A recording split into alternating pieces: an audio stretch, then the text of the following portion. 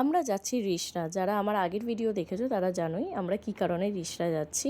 আর যারা এখনও দেখোনি তারা চটপট গিয়ে দেখে নাও। ফাইনালি এসে পৌঁছালাম রিষড়া ব্যাংকোয়েটের সামনে, যেখানে অনির্বাণ আর সোহিনীর বিয়ে হচ্ছে। দাঁড়াও এদের সাথে তো আলাপ করানো হয়নি। ইনি হলেন পাপিয়া, আর তার পাশে দাঁড়িয়ে হচ্ছে সৌমেন্দু, আর এ হচ্ছে পাপন। আমাদের সবাইকে কেমন লাগছে কমেন্ট বক্সে অবশ্যই কিন্তু জানিও। আর এদিকে ছোটকে বরণ করা শুরু হয়ে গেছে, তো ওকে বরণ করে নিয়ে এবার ওপরে নিয়ে যাবে, যেখানে ওদের বিয়ের সব আয়োজন করা হয়েছে।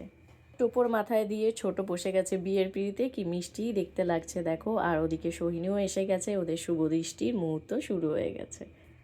ওদের বিয়ে দেখতে দেখতে ঠিক আমার আর শৈবালের বিয়ের কথাটা মনে পড়েছে। কী না ভয় পেয়েছিলাম আমি ওই পিঁড়িতে উঠে, পুরো নার্ভাস হয়ে গেছিলাম। তো যাই হোক, এদিকে ওদের বিয়ে বসে গেছে আর আমরা এই মুহূর্তটাকে সবাই মিলে এনজয় করছিলাম।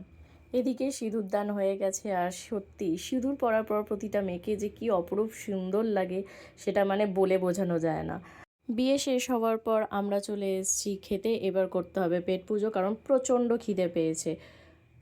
মেনুতে ছিল রাধাবল্লভী আর চানা পনিরের তরকারি, তারপরে ছিল চিকেন কাটলেট, রাইস, মাটন, মিষ্টি, পাঁপড়, স্যালাড সবই ছিল, ছাড়া কিন্তু খাওয়াটা সম্পূর্ণ হয়নি। আর আইসক্রিম। খাবারগুলো খেতে প্রচণ্ড টেস্টি ছিল। তারপর আমরা ওপরে এলাম, এসে দেখি হচ্ছে সোহিনীর বন্ধুরা জুতো চুরি করেছে, সেই নিয়ে মজা ঠাট্টা। তারপর আমরা বেরিয়ে এলাম, বাড়ির দিকে রওনা দিলাম।